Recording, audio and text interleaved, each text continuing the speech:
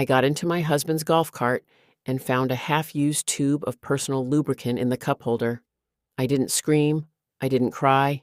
I just smiled, drove back to my little Cuban bakery, and replaced it with industrial superglue. What happened next forced the entire retirement community in Sunny Isles Beach to call the fire department and turned my cheating husband and daughter-in-law into the most viral scandal in South Florida. If you're watching this, hit that like button, subscribe, and drop in the comments which city you're listening from. I want to know how far this revenge story has traveled. My name is Rosa Morales. For 42 years, I built Abuela's Panaderia from one small cart in Little Havana to a chain of 6 beautiful cafes across Miami-Dade.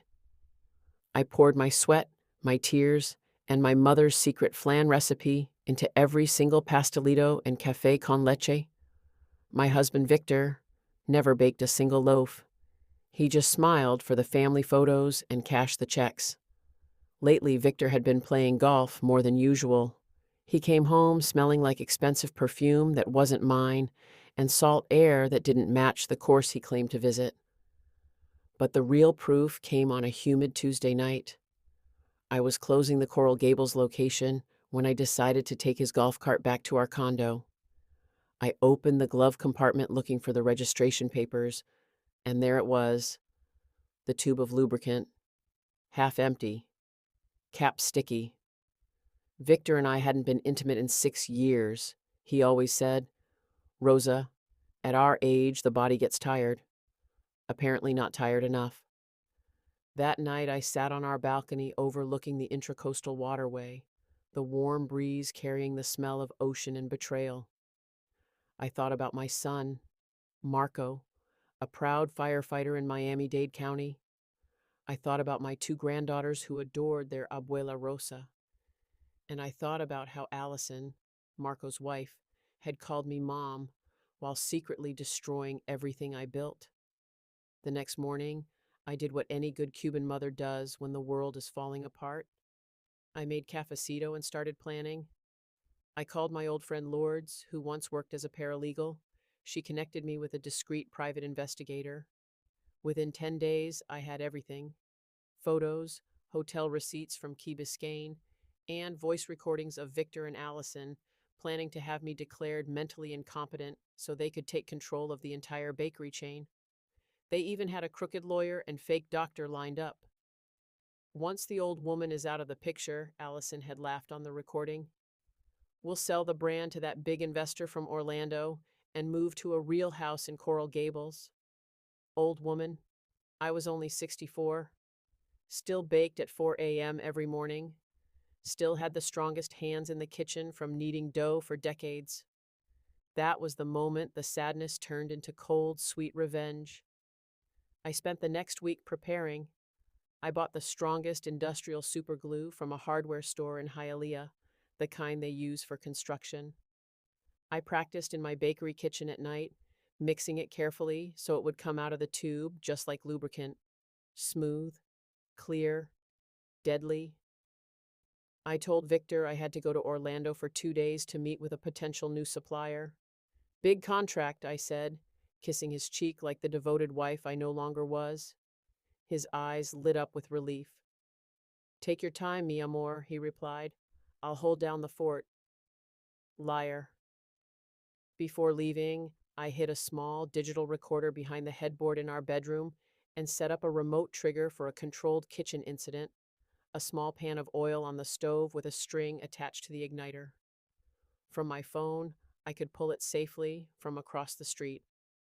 At 7:30 a.m. the next day, I left in my car, waved goodbye to Victor, and drove straight to my neighbor Mrs. Delgado's condo, the one with the perfect view of our front door.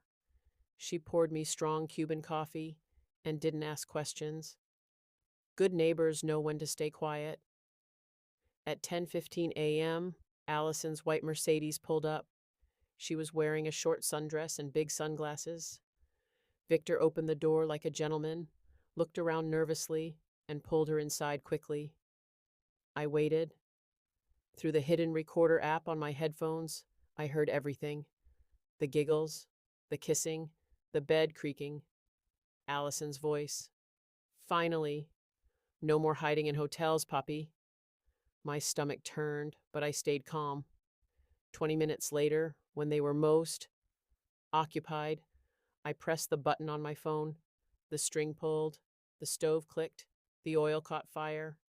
Thick black smoke began pouring out of the kitchen window, visible from 3 buildings away. Mrs. Delgado gasped.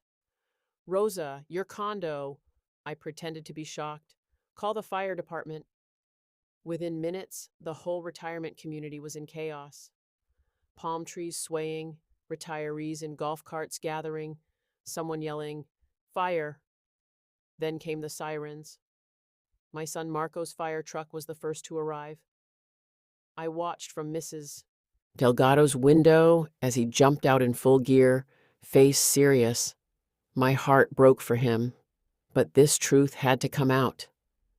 They smashed open the front door. Smoke billowed. I heard the screams through the recorder. What the hell? Allison shrieked. Victor, I can't move. We're stuck.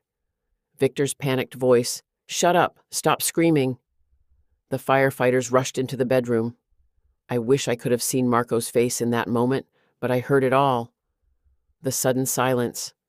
Then his broken voice. Dad? Allison? One of the younger firefighters let out a nervous laugh before Marco shouted, Everybody out, secure the scene. But it was too late. The neighbors had already gathered. Phones were recording. Someone recognized Allison. That's Marco's wife, with his own father. The paramedics had to carry Victor and Allison out on the same stretcher, wrapped together in a sheet, still glued at the most humiliating places. Their faces were red with shame and pain. The entire community watched. Mrs. Delgado whispered, Dios mío, and crossed herself. At the hospital, I played the perfect worried wife. The doctor told me they were stable, but would need careful separation and ointment. When the nurse left the room for a moment, I swapped the real ointment tubes with 2 tubes of extra hot habanero mustard I had prepared in my purse. 10 minutes later, screams echoed down the hallway. It burns, Allison cried. Victor was cursing in Spanish and English. The scandal exploded.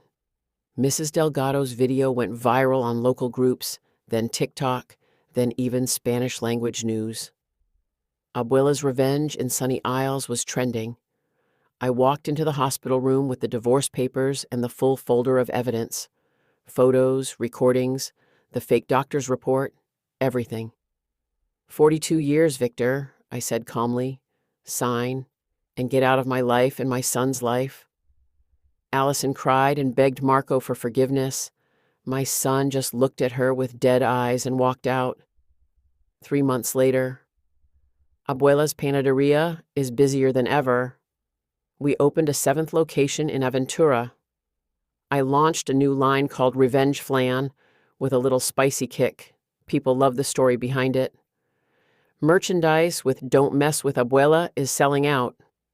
Marco moved in with me temporarily. He's quieter now, but he's healing. Every Sunday we make flan together, just like when he was little. Victor and Allison, they left Miami in disgrace.